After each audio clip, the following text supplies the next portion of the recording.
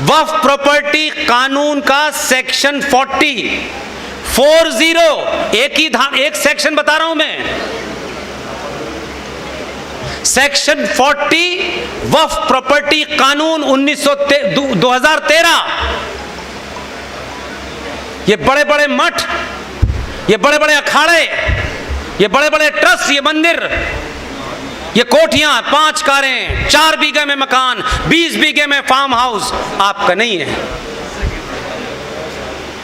अपनी अपनी दुकानें चलाइए, ये मेरा आश्रम है, वो मेरा मठ है, मैं यहां का ठेकेदार हूं, मैं वहां का ठेकेदार हूं। आप कहीं के नहीं, आपको पता ही नहीं है, आप सिर्फ समय पास कर रहे हैं, क्योंकि सच बोलने की हिम्मत नहीं है। जब सच बोलोगे तो अपना कुछ छोड़ना पड़ेगा।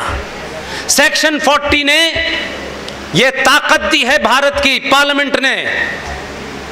वक्फ प्रॉपर्टी कानून 2013 में वक्फ बोर्ड के 2 जाहिल मौलाना इसी डीएस कॉलेज के हॉल के बाहर इसका मुआयना करें, आपको बताएं या ना बताएं, कानून है ये।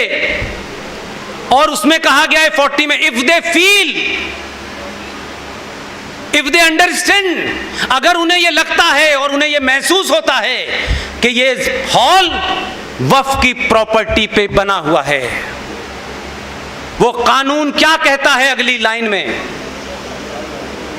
वो 2 बेवकूफ किस्म के मौलाना जो यहां जाएं और कहें कि ये डीएस कॉलेज का हॉल जो है ये वक्फ प्रॉपर्टी पे बनाए, हम ऐसा मानते हैं, ये कानून कहता है। उनको ये इजाजत दी गई है कि the immediate competent authority of that area, whether it is district magistrate और एसपी सिटी और एसएसपी और एमडीसी और व्हाटएवर यू कॉल इट, उनको आदेश देने का अधिकार है कि वो 2 मौलवी भारत यहां अलीगढ़ के डिस्ट्रिक्ट मजिस्ट्रेट को ऑर्डर करेंगे कि इस जगह को 24 घंटे में खाली कराया जाए। डिस्ट्रिक्ट मजिस्ट्रेट को उनका ऑर्डर मानना है, उसको लागू करना है। 24 घंटे में आपको बाहर फेंक करके चाबी वक्फ बोर्ड के पास चली जाएगी। आप अपना कागज दिखाइएगा। आपके उस कानून के तहत यह कह दिया गया है कि आप हाई कोर्ट जाएंगे तो हाई कोर्ट को यह आदेश है कि वो इसकी सुनवाई नहीं करेगा।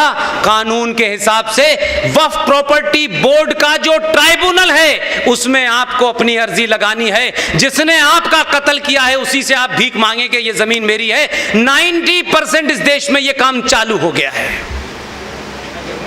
आपके पास कोई कानूनी तरीका नहीं है। आंध्र प्रदेश हाई कोर्ट ने एक ऐसे ही केस की सुनवाई की और उस सुनवाई में जो ऑब्जर्वेशन दिया है उसमें साफ साफ लिखा है, as per the law passed by the parliament of India in 2013 we are not entitled to hear any kind of petition, you have to go to the Waqf board. आपको वक्फ बोर्ड में जाकर के मिन्नतें करनी है कि उनको नहीं साबित करना है, उनसे कोई डॉक्यूमेंट नहीं पूछा जाएगा। इसकी ताजा मिसाल अभी 2 महीने पहले हुई है, आपके सामने इसलिए रख रहा हूं कि कुछ भी ऐसा नहीं है कि हो रहा है आइसोलेशन में आपको पता नहीं है। इलाहाबाद में पंडित चंद्रशेखर आजाद एल्फ्रेड पार्क बना हुआ है। उस एल्फ्रेड पार्क में देश के तमाम महानुभाव टहलने जाते हैं। हम कितने इग्नोरेंट हैं, कितने कायर हैं, कितने मक्कार हैं, क्योंकि हम ये चाहते हैं कि हमारी लड़ाई, भगत सिंह लड़े, हम क्यों लड़ेंगे? हमसे क्या मतलब है? हम तो टहलने आए हैं। ये क्या हो रहा है, होने दो। उस पार्क के अंदर कुछ पागलों ने कब्रें भी बना दी, मजार भी बना दी और वहां एक कुछ क्या बोलते हैं उसको, मस्जिद भी बना दी। ये काम बड़े बड़े वकील नहीं करते, बड़े बड़े संगठन नहीं उठाते। वैसे वो 24 घंटे राष्ट्र में लगे हुए हैं। पंडित हरिशंकर जैन, उनके बेटे विष्णु शंकर जैन ने उन तस्वीरों को इकट्ठा किया, कोविड के जमाने की बात है, और कहा कि ये इल्लीगल ढांचा अभी बना है, इससे पहले ये नहीं था। इत्तेफाक से उस दिन इलाहाबाद हाई कोर्ट में एक्टिंग चीफ जस्टिस थे। वर्चुअल कॉन्फ्रेंसिंग हुई पूरी तथ्यों के साथ। विष्णु शंकर जैन ये एक युवा वकील है, बहादुर है, ईमानदार है, पढ़ा लिखा है।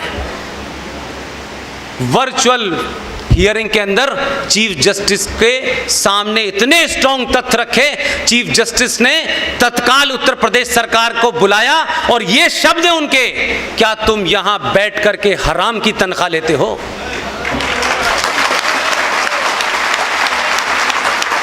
बाध्य कर दिया विष्णु शंकर जैन ने, acting chief justice Allahabad high court को ये शब्द बोलने पड़े और उन्होंने कहा कि अगली डेट से पहले मुझे पूरी रिपोर्ट सबमिट करना।